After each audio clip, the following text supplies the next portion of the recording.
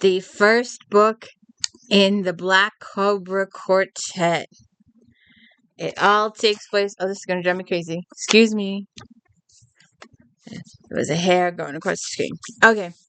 They all take place in 1822, March through December of 1822. We're doing Untamed Bride today and Elusive Bride next week and the Brazen Bride the following week, and we'll end with the Reckless Bride before returning to the Buccaneers. And that's even going to be more interesting. So let's get to it. The books all take place at the exact same time. So if it happens on Monday in this book, then it's got to happen on Monday in this book. And if A and B are talking here, then B and A are going to talk here. It's amazing how she did all this. And welcome to the D. Louise book series. I'm Christina Carios, TINA. If you could please hit the like and subscribe, I would be most appreciative. March 24, 1822, East India Company Headquarters, Calcutta, India. I can't see how important it is that we behead this fiend, Francis Rawdon Hastings, Marquis of Hastings and Governor General of India, for the last 9 years, stumped back and forth behind his desk. The 5 officers at ease in the elegant rattan armchairs arranged before the massive mahogany expense in the Governor General's study sat silent and still. Hastings' passage was the only movement stirring the heavy, humid air. Are you waiting for me to bring you up here? Well, are you going to stay here or are you leaving? Come here. Come here. Come here.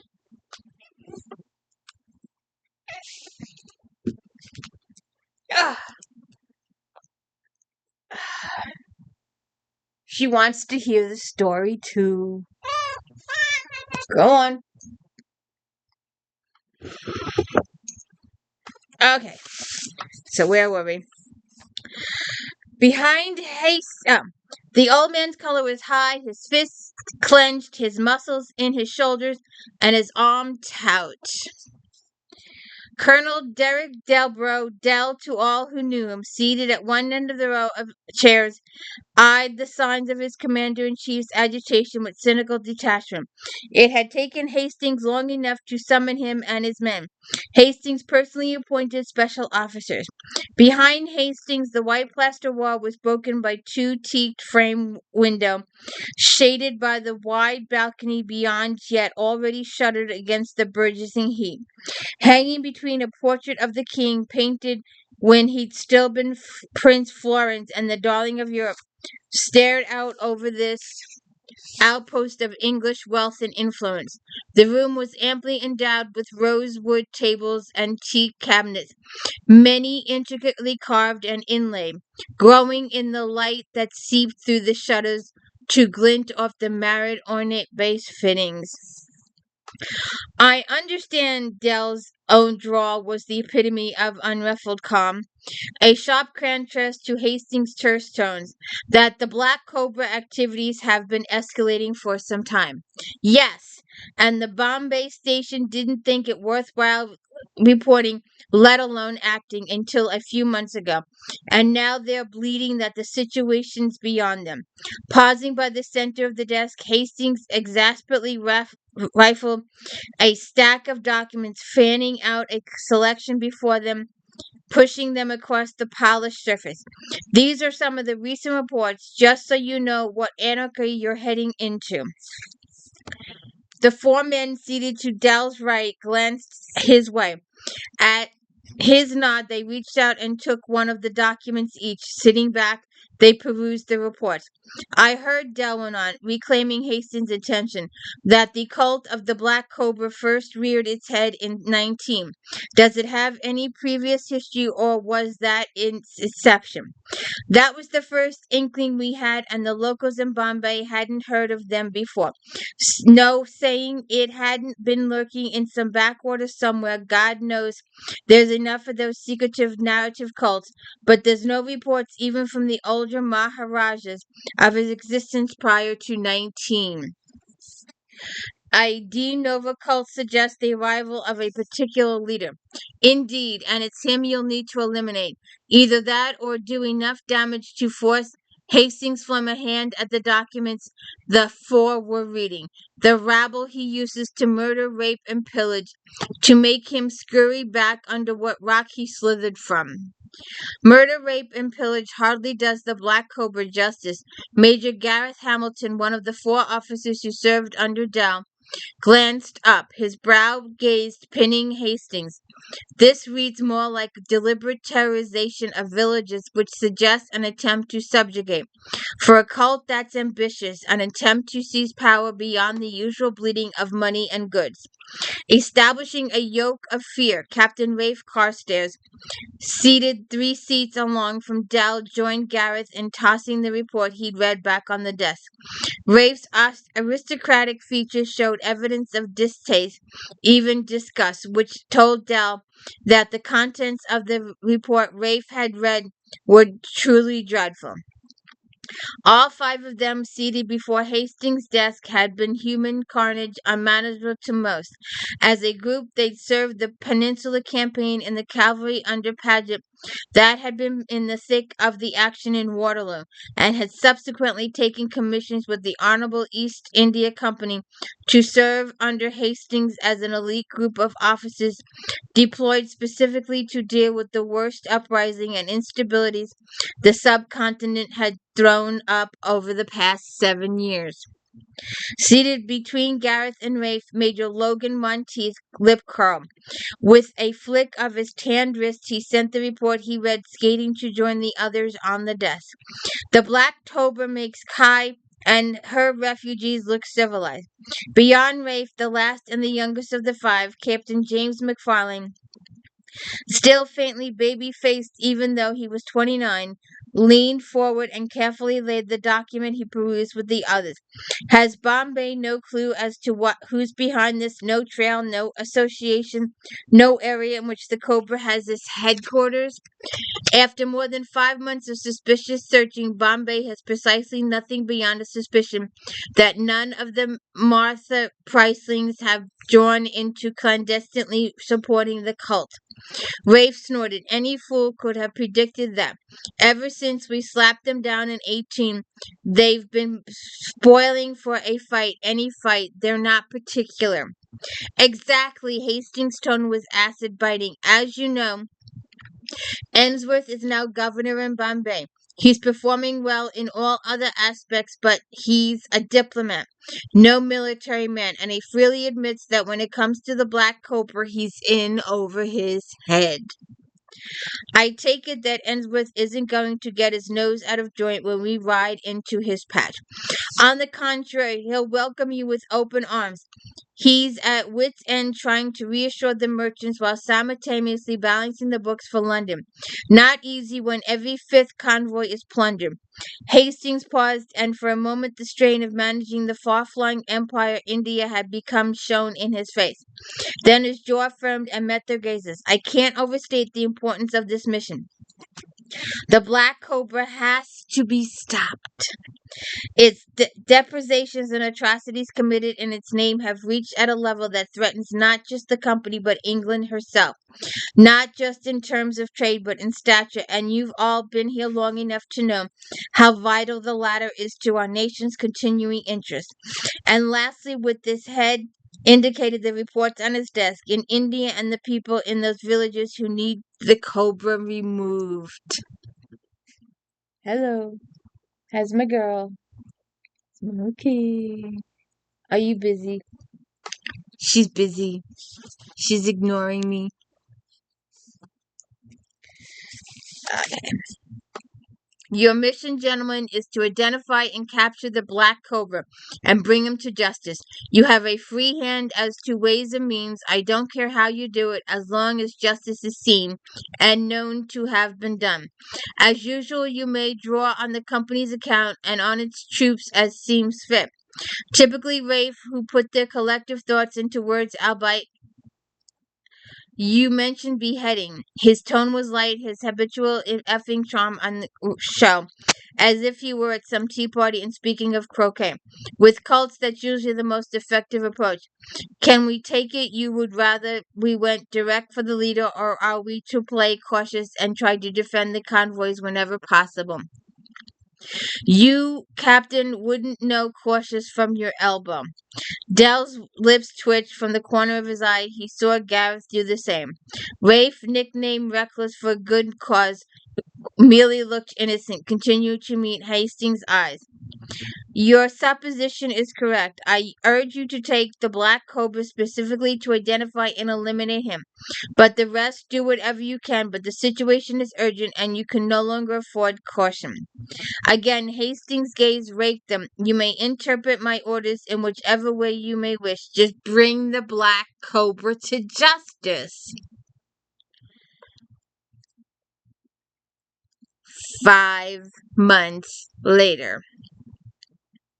The officers' mess, the Honorable East India Company, Bombay Station. Hastings said we could interpret his orders as we wished, that we had a free hand as to ways and means. Rafe settled his shoulders against the wall behind him, then raised one of his glasses the Bombay had just set on the table, and took a long draught of cloudy amber beer. The 5 of them, Dell, Gareth, Logan, Rafe, and James, were seated around the corner table they claimed as theirs in the bar of the officers' mess. They'd chosen that table because of its amenities, namely that it commanded an uninterrupted view of the entire bar, the enclosed front veranda of the officers' mess, as well as the maiden beyond the veranda steps. In addition, the table's principal recommendation, with stone walls at their backs and along one side, there wasn't anywhere anyone could stand unobserved by them, inside or out, overhear their low-voiced discussions. True, but I doubt the good Marquis envisioned us going around him. I don't see that we have any choice. Along with the other 3, Logan looked at Dell. Starting in his beard, Dell left his gaze, looked up, and met them. If we believe the Black Cobra is Roderick Farrer, then Hastings won't thank us for bringing him the news. But he'll still act on it, surely. James reached for the last glass on the tray. Did you notice the portrait behind Hastings' desk, the one of Prinny? That's not company property, but Hastings' own. He owes his appointment to Prinny, pardon me, His Majesty, and he knows he can never forget it.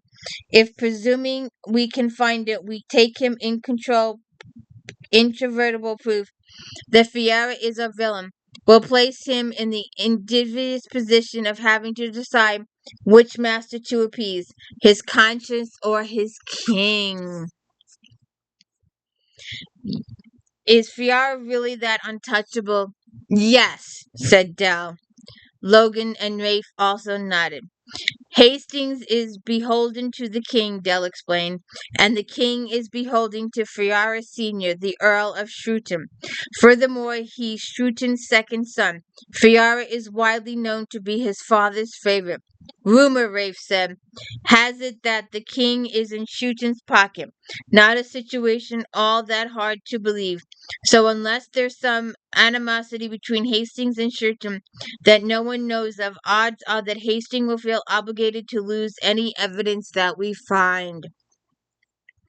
Logan snorted. Hell, I wouldn't be surprised if some of that gold the Cobra is skimming off John's company profits isn't in a roundabout way ending in His Majesty's pockets. Hastings, Gareth reminded them, was very insistent that we bring the Black Cobra to justice. He didn't instruct us to capture him and deliver him to Bombay. He looked at Dell, arched a brow. Do you think Hastings might suspect, and this, using us, is his way of gaining justice without offending his royal master? The possibility has crossed my mind, Dell said. Consider it took us a bare 2 weeks to realize the Black Cobra either had someone in the governor's office here or else himself a member of the governor's staff.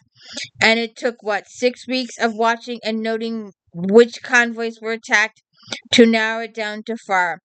But as the governor of Bombay's second adjunct, he and only he had knowledge of all the convoys attacked. Others had the details for some, but only he had the routes and times for all of them. Hastings had similar information stretching back for months. He has to have at least some suspicion who's behind the Black Cobra cult. Sleepy time. Sleepy kitty. Sleepy kitty.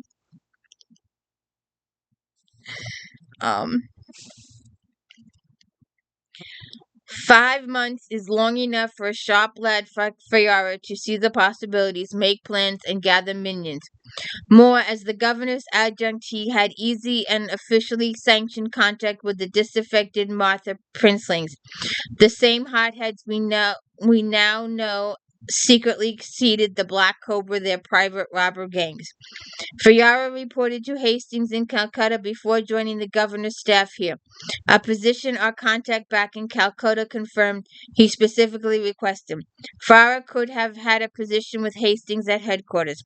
It was his for the taking, and what eager to advance in the company youngster wouldn't rather work for the great man himself. But no, Fayara requested a position to Bombay and was apparently quite satisfied with the second adjunct stacks. Which makes me wonder, Gareth said, if the principal attraction of said desk was that it was the entire subcontinent away from Hastings' potentially watchful eye. So, James, my lad, Rafe clapped the younger captain on his back.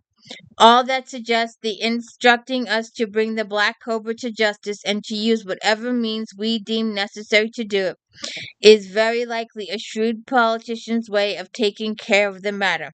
And Hastings knows us well enough to be sure that we'll do his dirty work for him. James glanced at the others' faces, saw they all thought the same, and reluctantly nodded. All right, so we bypass Hastings. How do we do that? He looked at Dell. Have you heard anything from England? Dell glanced through the veranda, verifying that no one else could possibly overhear. A frigate came in this morning with a very thick packet for me. From Devil? No. Well, there was a letter from him, and you know Devil, our guy from Devil's Bride. Devil's Bride. Book 1 of Sinsters. You know, Devil, like I said, with all these books, you will get recurring characters. A main character in book A is going to be a backup secondary character in book B. I love the character progression through all these series. You catch up with the characters as the series moves along and progresses. I love this series. He says it contained a letter from Devil, and rather more one from his peers, the Duke of Wolverston.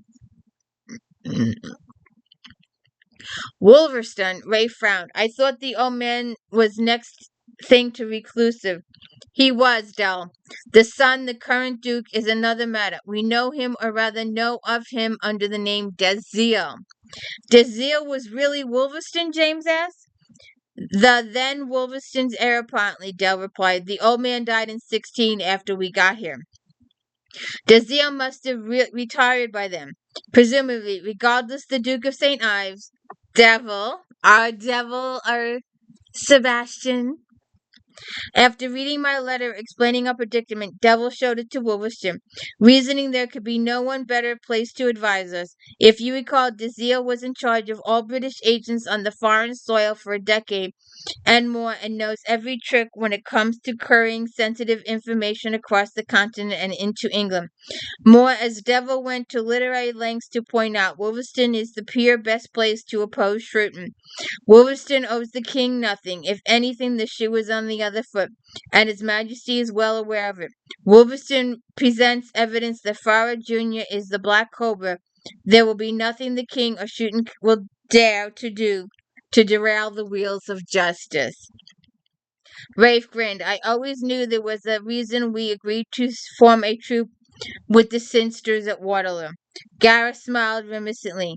They were damned fine soldiers, even if they weren't regulars. It's in their blood. Devil, Vane, Gabriel, Lucifer, and Scandal. Richard. I was going to say the girls, but Amanda and Amelia are the twins and they're girls, so they didn't participate. In the blood, and their horses were worth killing for, Rafe added. We covered their backs often enough, so now they're returning the favor. Dell held up the glass, waited until the others touched arms, the rims of theirs to his, to old Conrad in arms. They all drank, then Logan looked at Dell. So Wolverstone given us required advice? In detail. First, he confirmed he's willing to take any proof we turn up and present it through the proper channels. He has all the contacts and the standing to do that. However, he makes it plain that to take down Farah Jr., said proof will have to be incontrovertible. It has to be clear, instantly, obviously, unequivocally, non-circumstantial, not something that requires interpretation, let alone knowledge of the situation to make sense. Gareth murmured, so it has to be something that inconsistently implicates Farah directly. Exactly. Dell set down his empty glass. Once we have that proof, and Wolverstone was very clear there is no point in proceeding without that proof, we must have it. Then he's already put in place a plan of a better word, a campaign, a detailed plan of action for us to follow to bring the proofs to England safely and into his hands. Looking over his plan, it's hard to see why he was such a success in erstwhile occupation. So what are the details? We're to make copies of the proof, then separate and independently make our way home. 4 carrying copies and 1 carrying the original. He sent 5 sealed letters, 5 sets of instructions. 1 for the original, the other 4 for the decoys. Each letter contains the routes each of us should take back to England, and which ports we should use once we land. There will be men of his waiting to escort us further. They, our escorts, will know where each of us is to go in England. Logan's lips curved. I take it Wolverstone's a firm believer in sharing information only with those who need to know. That's right. It's a need-to-know basis. Your life depends on it. The way we're to handle this, while each of us will know what we're carrying, decoy or original, and what route we'll be taking home, we won't know what any of the rest of us or the routes.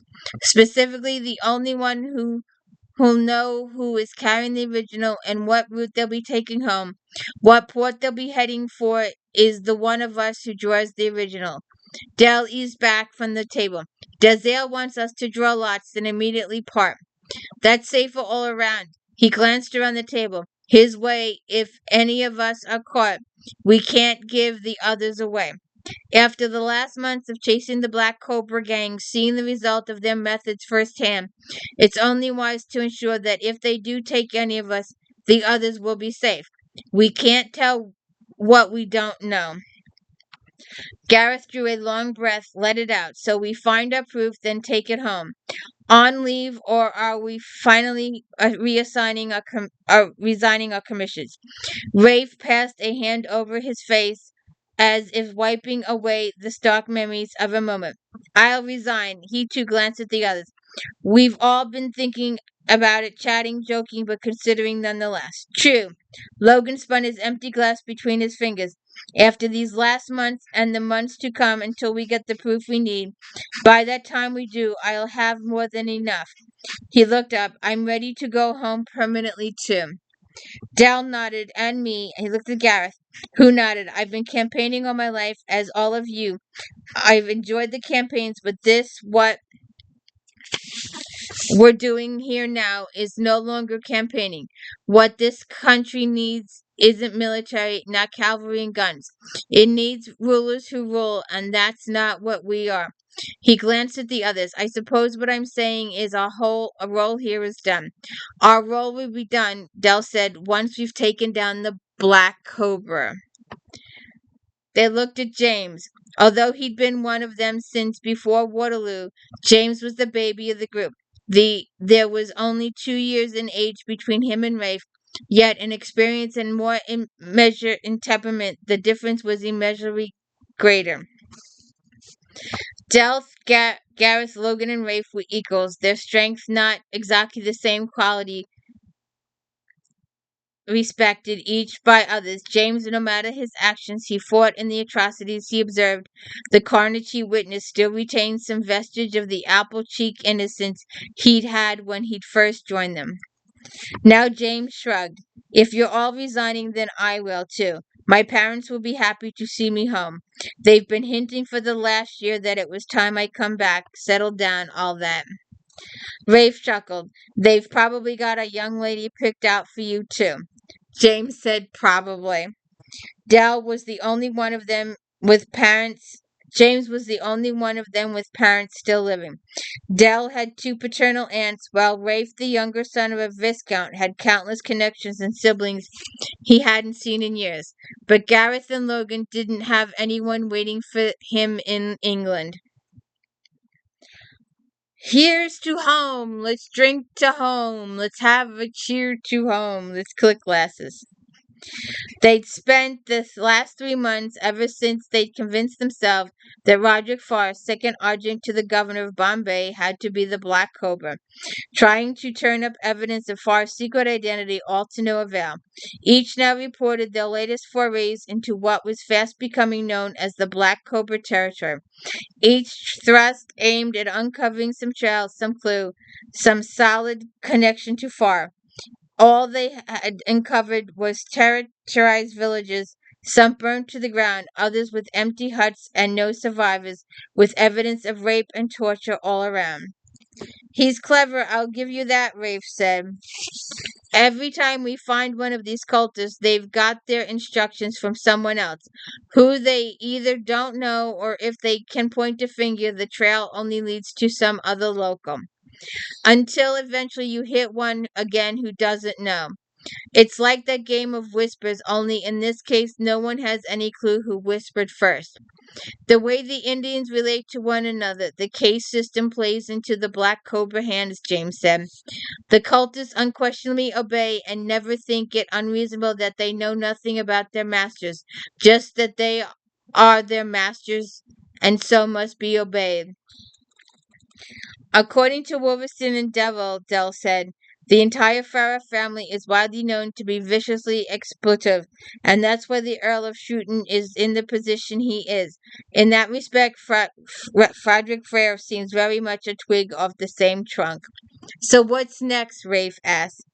They spent the next half hour and another discussing the villages and outposts they thought worth a visit. Just riding up, flaggy waving, will be seen as a challenge, Logan said.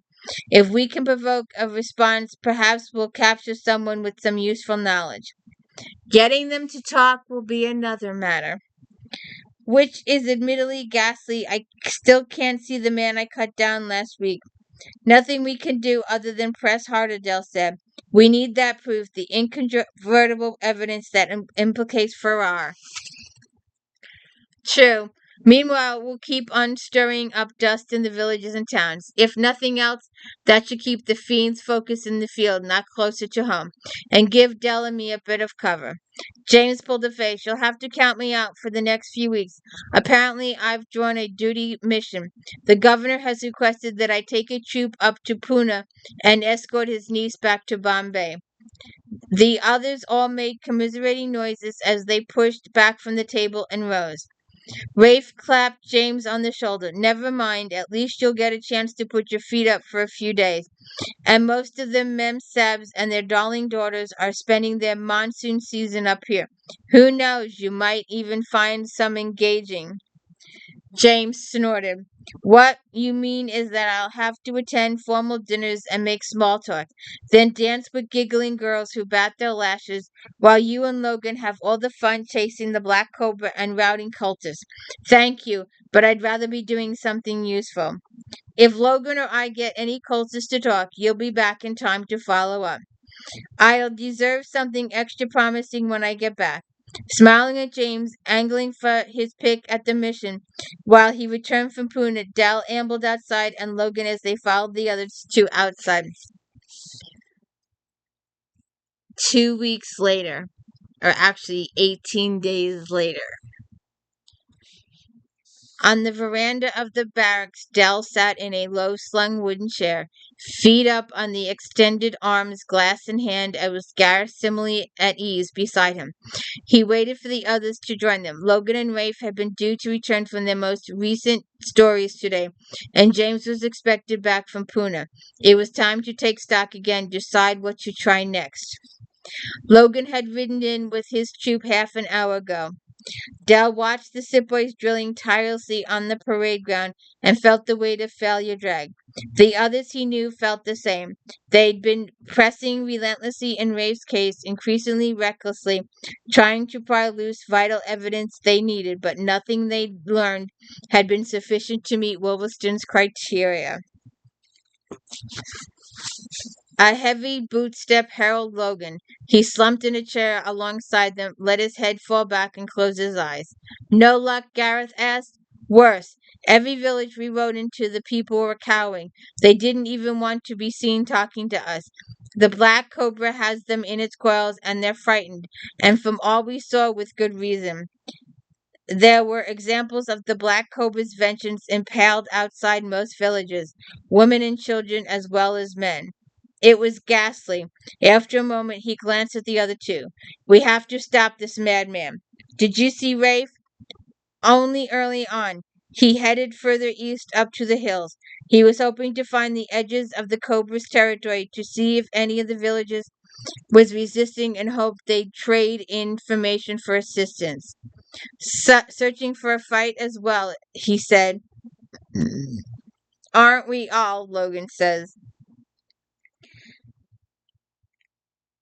Just one look at Rafe's face as he drew rein some yards away to spare them the inevitable dust was enough to answer their most urgent question. He hadn't fared any better than Logan in gaining evidence of the Black Cobra's identity. Please tell me that one of you found something, anything we could use. None of them replied. Rafe's shoulders slumped as he sighed, then lifted his head, and they saw the face clearly, something more dejection haunting his eyes. You found something. Rafe dragged in a breath, glanced back to where his troop was dispersing. At one village where the elders had already bowed to the Black Cobra's demands. Did you know he's taking half of what they eke out of their fields? He's literally taking food from the mouths of babes. There's nothing for us here, but one of the younger men lay in wait for us as we were riding on. He told us of a village further east that was resisting the fiend's demands. We rode there as fast as we could, and we were too late. Everybody was dead. None of the others said anything. There was nothing they could say to take the haunting vision, the knowledge away. Eventually, Rafe drew a massive breath and turned to face them. So what happened here? I returned empty-handed, Logan said. We've learned more, been told more, but it's all hearsay. Nothing we can put before a court. Nothing enough to take home. That's the positive talk. On the negative, Friar now knows beyond a doubt we're watching him, investigating him. That was inevitable, Logan said. He couldn't be oh so clever and yet miss the fact we're here on Hastings' direct orders and with no mission we've seen fit to divulge. So far, he's been unbelievably shrewd in keeping everything unincriminating. We've turned up even more of those documents or more contracts he's always enacted with various princelings, but the cheeky side always uses the special Black Cobra seal on the correspondence, and he signs with his mark, not a signature.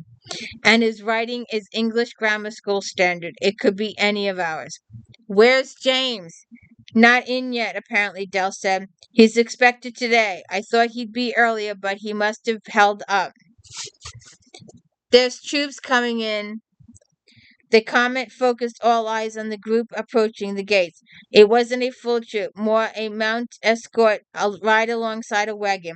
It was the slow, steady pace the small cascade held to as much of the somber deliberateness of the sowers that told them this wasn't good news. Minutes ticked by as the cavalcade drew closer, cleared the gates. Oh no! He waved the cavalcade to a halt. As he strode down the wagon side, he demanded to be told what happened. The head sowar, a sergeant, dismounted and quickly followed. We are very sorry, Captain Sahib. There was nothing we could do.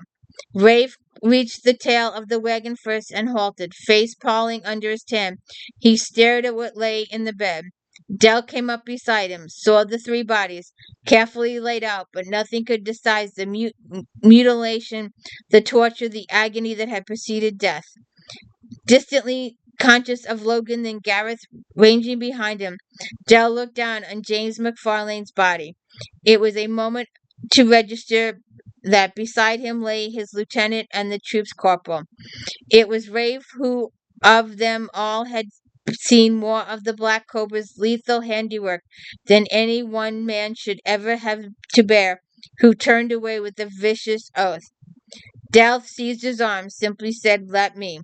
What happened? They asked. The sower wasn't a coward. With credible composure, he lifted his chin and came to attention.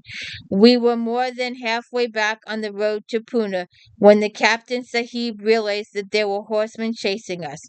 We rode on quickly, but then the Captain Sahib stopped at a place where the road narrows and sent us all on. The lieutenant stayed with him along with three others. The Captain Sahib sent the rest of us all pell-mell on the Samsab. When was this? Earlier today, Colonel Sahib. Who sent you back? When we came within sight of Bombay, the Sahib insisted we go back. The Captain Sahib had ordered us to stay with her all the way to the fort. But she was very agitated. She allowed only two of us to go with her to the governor's house. The rest of us went back to see if we could help the Captain Sahib and the lieutenant. But there was only these bodies left when we reached the place. They took two of your troop. We could see where they dragged them away behind their horses. We don't think following would do any good. We'll be taking them to the infirmary, Colonel Sahib. Yes, thank you. Nimbly he returned, releasing Rafe. Dell led the way back to the barracks. For the love of God, why? Why? The question rebounded again and again between them, refashioned and rephrased in countless ways. James might have been younger than the rest of them, but he'd been neither inexperienced nor a glory hunter, and he wasn't the one they called reckless. So why in hell did he make a stand, rather than at least try to escape? While they were moving, they had a chance. He had to have known that. He had a reason, that's why. Logan sipped the arak Dell had ordered instead of their usual beer. The bottle stood in the center of the table, already half empty, eyes narrowed. It had to have something to do with the governor's niece. Thought of that. I asked the sowers that she rode well, like the devil. She didn't hold them up, and she tried to veto James' plan to stay behind, but he pulled rank and ordered her on. So what was it? James might be lying in the infirmary dead, but damned if I'm going to accept that he stayed back on a whim. Not him. No, you're right, not him. Heads up. Skirts on parade. The others turned their heads to look. The skirt in question was on a slender young lady, a very English lady with pale porcelain face and sleek brown hair secured in a knot at the back of her head. She stood just inside the bar and peered through the shadows, noting the groups of officers dotted here and there. Her gaze reached them in a corner, but then the bar boy came forward and she turned to him. But at her query, the bar boy pointed to them. The young lady looked away, then straightened, thanked the boy, and headed towards them. Before she reached them, she halted and spoke to her maid, instructing her in soft tones to wait a little way. Then she came to their table. Colonel Delborough, ma'am, I am Emily Ensworth, the governor's niece. If I could trouble you for a word in private, Colonel. Dell hesitated, then said, Every man about this table is an old friend and colleague of James McFarlane. We were all working together. If your business with me has anything to do with James, I would ask you speak before us all. Very well. They give her a seat. I realize it might be irregular, but if I could have a small glass of that, it's Arak, I know. He signaled to the bar boy to bring another glass. While he did, Miss Ensworth fiddled with the table's edge with her reticule she'd been carrying. They hadn't truly noticed before. Miss Ensworth was neatly rounded, softly flushed, and none of them had noticed else. Then the boy delivered the glass, and Dell poured a measure for her. I asked at the gate, and they told me I'm very sorry that Captain McFarlane didn't make it back. If you could tell us what happened from the beginning, it would help us understand why James gave up his life. He left the last unsaid, but the others clearly heard it too. He suspected Miss Ensworth did. Yes, of course. We started very early for Puna. Captain McFarlane was very instant and I wasn't averse, so we left at sunrise. He seemed keen to get on, so I was surprised when we ambled at quite ordinary pace at first. But then, I realized now, it was as soon as we were out of sight of the town. He dug in his heels, and from then we went at a cracking pace. Once he realized I could ride, well, we rode as fast as we could. I didn't understand why, not then, but he was riding alongside, so I knew when he saw the riders chasing us, I saw them too. Could you tell if they were private military men or were robbers? I think they were Black Cobra cultists. They wore black silk scarves tied about their heads and wound around their faces. I heard that's their insignia. That's correct, Dell said. So what happened once James spotted them? We rode faster. I assumed we would simply outrun them. We'd seen them on a curve, so they were some way behind the road. At first, that's what we did. But then I think they must have cut across somewhere because suddenly they were much closer. I still thought we could outrun them, but then we came to a spot where the road passes between two huge rocks. And Captain McFarlane stopped. He gave orders for most of the sailors to go on with me and make sure I got to the fort safely. He and a handful of men were going to make a stand and held the cultists back. I tried to argue, would have none of it. He drew me ahead and gave me this. From beneath the table, she drew out a packet, a blank sheet of parchment folded and sealed, and another set of documents. She set it on the table. Captain McFarlane asked me to bring this to you. He said he had to make certain it reached to you, no matter the cost. He made me promise to get it to you, and then there wasn't any time to argue.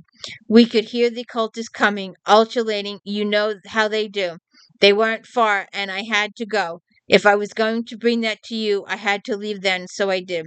He turned back with a few men, and the rest came with me. And you sent them back when you became within sight of the safety. You did the best you could, and you did the right thing. I don't know what's in that. I didn't look. Whatever it is, I hope it's worth it, worth the sacrifice he made. At last she lifted her gaze to Dell's face. I'll leave it in your hands, Colonel, as I promised Captain McFarlane I would. She pushed back from the table. They all rose. Gareth drew back her chair. Allow me to organize an escort for you back to the governor's house.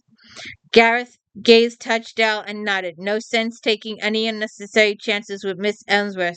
Their interaction had passed over Emily Ensworth's head. She nodded graciously to Gareth. Thank you. Then she inclined her head to Dell and the other two men. Good evening. Miss Ensworth, they all bowed. Gareth waited as led her away, then resumed their seats. They stared at the packet lying on the table before Dell. Without a word, they waited for Gareth to return. The instant they did, Dell picked up the packet. Removing the outer sheet, he laid it flat, revealing it was blank. It had been wrapped around a single document, a letter, the seal already broken. Dell unfolded the letter, briefly scanned it. After a quick glance he leaned on the table and, voice low, read the contents aloud. The letter was addressed to one of the more influential Martha Pricelings, one Govid Holkar. It began innocently enough, with nothing more sinister than social news evolving about what was loosely termed the government house set. But after those first paragraphs, the tone of the letter changed to one of an offer, a blatant inducement to persuade Holkar to commit more men and resources to the Black Cobra cult. The further he read, the more Dell frowned. Reaching the end, he concluded, as usual, it's signed with the mark of the Black Cobra. Letting the letter fall through his fingers to the rest on the table. This isn't anything more than we've already got, that James knew we already had. There has to be something more in it, more concealed, Gareth said. Dell reached back, feeling oddly dead inside, and watched while Gareth silently went through the order. Then Gareth raised his head, grimly shook it. If it's there, I can't see it. Logan took the letter, read it, then swiftly shook his head, and passed it to Rafe. It didn't take Rafe long to scan the single sheet. He slumped back in his chair, the letter in one hand at arm's length. Why? Damn it, James, why did you give your life for this letter? He scowled. That's not worth. When he said nothing more, Dell glanced at him and saw him staring as if mesmerized at the letter, as if it had transformed into their nemesis. Oh, Lord, it can't be. He reached for the letter. For the first time in all the years he'd known, Dell saw Rafe Carstairs' hand shake. It's the seal, he said. He's used his own seal. Bloody Farrer finally made a mistake, and James' youthful sharp eyes, even sharper wits, caught it. Gareth reached out and took the letter. He was the most familiar with Farrer's seal. He'd been the one to go through the man's desk, study the imprint closely, then looked up and met Rafe's eyes. It is. The suppressed excitement coming off both men was palpable. Could he say someone had stolen the seal and used it to implicate him? One of us, for instance? That won't wash. It's a seal ring. It never leaves Friar's pinky. In fact, short of him losing the finger, it can't. All the clerks and secretaries of Government House know that he makes quite a show of his lineage and its accoutrements. The whole office knows about his seal ring, and there's not another like it in all of India. Could it have been duplicated? Logan asked. See what you think. Anyway, why would anyone bother? Examining the imprint, Logan grunted. I suppose that's why people use seals, but you're right. This has its curlicues and swirls, and they look like they're cut to different depths. It wouldn't be easy to duplicate. It doesn't matter. What matters is that we now know the real, and so does the Black Cobra.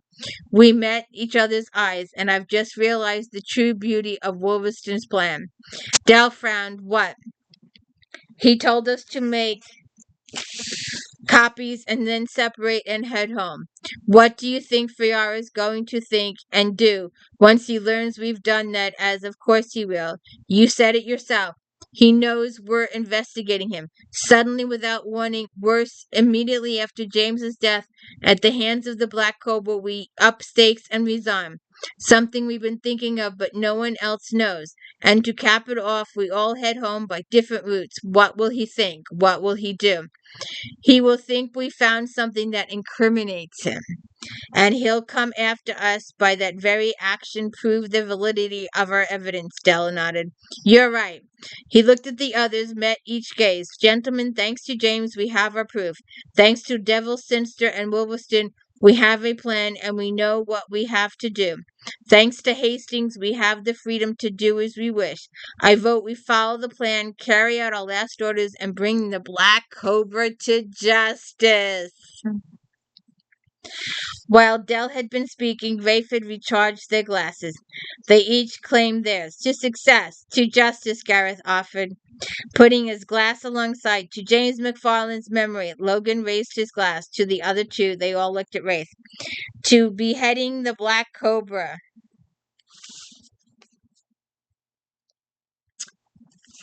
We haven't even finished the chapter yet. We'll just say that a few days later, they all meet again.